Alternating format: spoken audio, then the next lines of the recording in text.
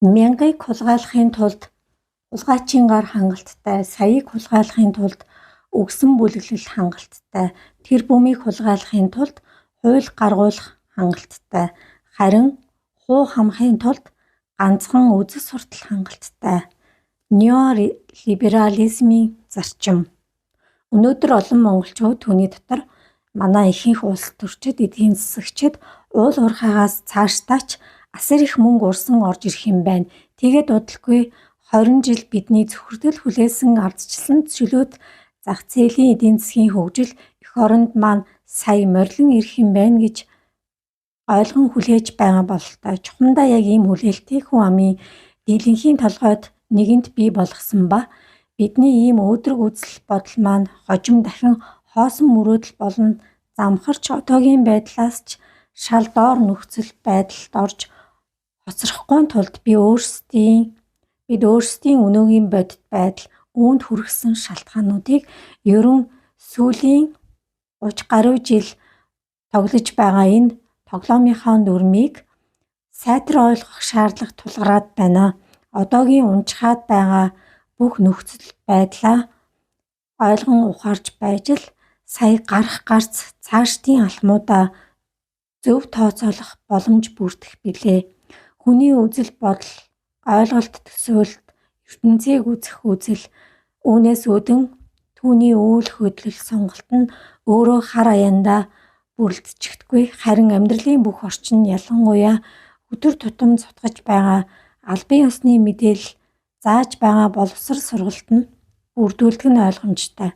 Одоогийн хэвлэл мэдээллийн хэрэгслүүдээс зутгаж байгаа ихэнх мэдээллүүд нийгмийн олонхын үзэж, харж, уншиж, заалгаж байгаа ихэнх зүйлүүд нь цаад мөн чанартай эдийн засгийн нэгэн явцуу загвар номлол болох неолиберализмыг магтан дуулсан чухамдаа ийм загвар номлолыг зүтгүүлэх зорилго бүхий нийгэм, улс төрийн бас нэгэн явцуу үзэл суртал болох барууны ардчлалын хавтгаас суртал ухуулах болсон гэхэд хэлсдэггүй юм.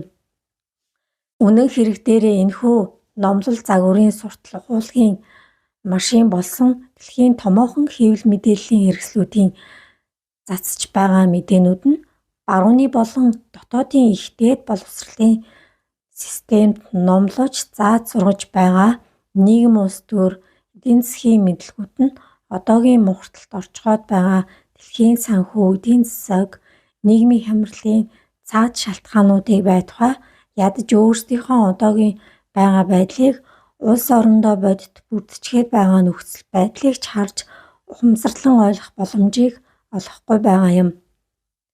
Үүнийг нийгмийн ухамсар аажмаар ойлгон сэрж эхлээд байна. Өнгөрсөн 20 жилийг эргэн харах юм бол улс орон маань мөнгө, санхүү, эдийн засаг, боловсрол, эрүүл мэндийн хувьд гадна талаас бүрэн хараат байдалд орчхоод байна. Зээл тусламжийн элдв тулгсан нөхцлүүд неолиберал үзэл сурталын дарамт шахалтын дор яаран сандран явуулсан хувьчлалаар банк мөнгө санхүүгийн салбараа гадаадын капиталд алдаж үндэстний аж үйлдвэрийнхаа суурийг нураан боснуулсан учраас одоо боловсон хүчин ажиллах хүчээ экспортлдог болсон. Ажлын олон байруудаа өгүүх хийж нийгмийн баялагийг дахин хуваарлалтын энэхүү чухал механизмыг нэвтсэн тул бэлэн мөнгө тараад суухаас өөр аргагүй болсон юм. Энэ хугацаанд хүн амын боловсрол, эрүүл мэндийн хувьд нэгэнт хүрсэн байсан түвшингөөсөө томоохон ухралт хийж хүний нийгмийн эдгээр үндсэн хэрэгцээнүүдийг мөнгөний ашиг хонжооны хэрэгслүүд болгон хувиргасан учраас одоо манай боловсрол, эрүүл мэндийн салбар гүн үнцгий хямрал гажуудалд орчхоод байна. Нийгэм энэ бүхэнд цөхрөн бүх зүйл дээр хүнийрхэх сэтгэл газар авч энэ байдал нь улс үндэстний хувьд урьдчилан хэлж болохооргүй нөхцөл байдалд бүрдүүлээд байна. Бүх зүйлийг хэд хялбархан ойлгуулах явдлаас бүх түвшинд татгалзаж улс орныхоо өнөөгийн байдалд бодит үнэлт өгөх, ойрын ирээдүйн талаар бодит хүлээлттэй, үүнд тохирсон зохих бэлтгэлтэй байх. Хамгийн гол нь шинжилэл, хөгжлийн стратеги, төлөвлөлт, зорилттой хөтөлбөрүүдийг үндэсний язгуур эрх ашигын үүднээс боловсруулж хэлэлцэх. Шинжилэл хөгжлийн бодлогод нийт ард түмний итгэл, сэтгэл, хүчин чармаалтыг дайчлан нэгтгэх шаардлага хэдийнэ тавигдаад байна. Уул уурхайн салбарт гадаадын хөрөнгө оруулалт их болж байгаа боловч үүнийг дагалдан асар их эрсдэл бас орж ирдгийг заавал тооцож үзэх шаардлагатай болоод байна. Сүүлийн жилүүдэд манай улсын гадаад хурцтай өсөж байгаа нь ирээдүйд уул уурхаагаас орж ирэх орлогыг гадаад үрийн байнгын үйлчлэгээ болгон хувиргах, капитал гадагш урсгалыг улам нэмэгдүүлэх бодит аюул байгаа нь Монгол хүн бүрийн санаа зовниж байх цаашлбал үндэсний аюулгүй байдлын амин чухал асуудлуудын нэг болох учиртай.